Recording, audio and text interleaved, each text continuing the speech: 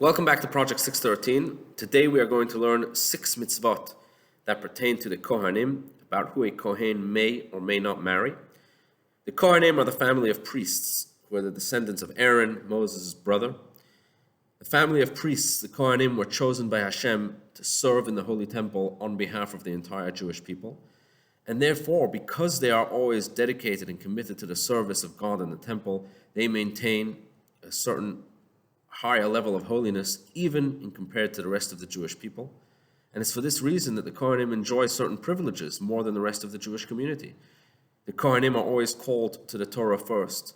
The Kohanim are to be given gifts from the rest of the community.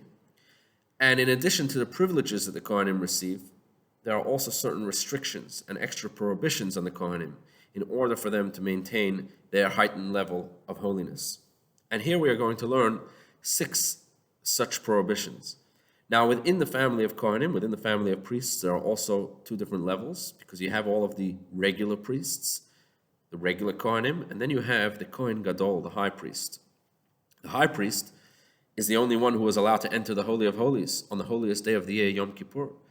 So the high priest, therefore, has to maintain an even higher level of holiness, even in compared to the rest of the Kohanim. And therefore, there are certain prohibitions that apply only to the Kohen Gadol, only to the high priest, and not to the rest. So here are the 6 mitzvot that we have today. Number 1, it is forbidden for a Kohen Gadol to marry a widow. A regular Kohen is allowed to marry a widow. A Kohen Gadol is not allowed to marry a widow. Mitzvah number 2, it's forbidden for a Kohen Gadol, for the high priest, to have sexual relations with a widow, even outside of the context of marriage. Number 3, a positive mitzvah for a Kohen Gadol, for the high priest, to marry a basula, to marry a woman who has not been previously married. Number 4, a prohibition on any Kohen, both a Kohen Gadol and even a regular Kohen.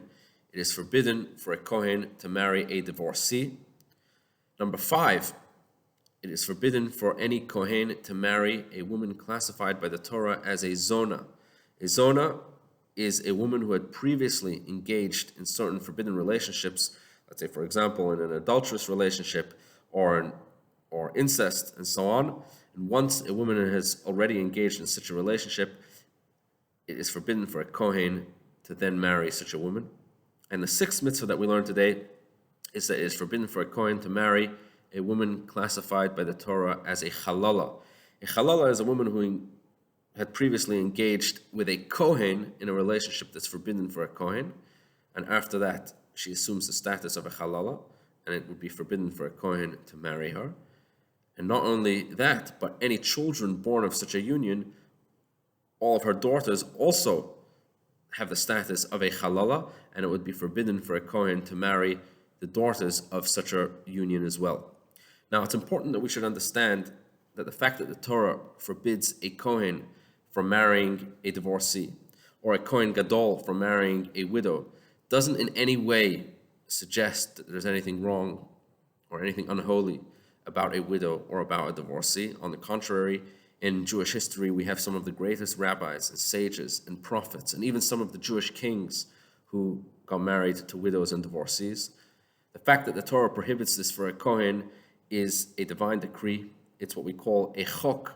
A chok is a certain category of mitzvot which are beyond our rationale, beyond our understanding, and we fulfill them simply because this is the will of Hashem. And the truth is, all of the forbidden relationships in the Torah that we've been learning about in the previous days really all fall into this category. They are divine decrees. Some of them we can understand a bit better. Some of them is very difficult for us to understand.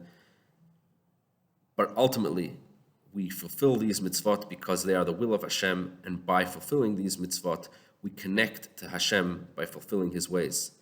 Have a wonderful, wonderful day.